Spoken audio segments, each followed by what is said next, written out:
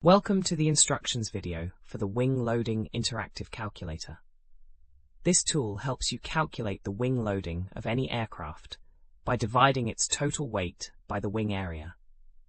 Wing loading is essential for understanding how an aircraft will perform during takeoff, landing, and in-flight maneuvers. To use this calculator, you'll need to enter two values. First, input the total weight of your aircraft in pounds.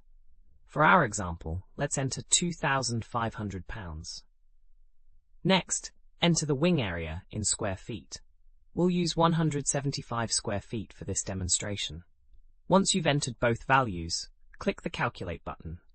The calculator will instantly display your wing loading result in pounds per square foot. In our example, you'll see approximately 14.3 pounds per square foot. This tells you how much load each square foot of wing must support, which directly affects stall speed and handling characteristics. We have thousands of other free engineering calculators on our website. Head over and check them out.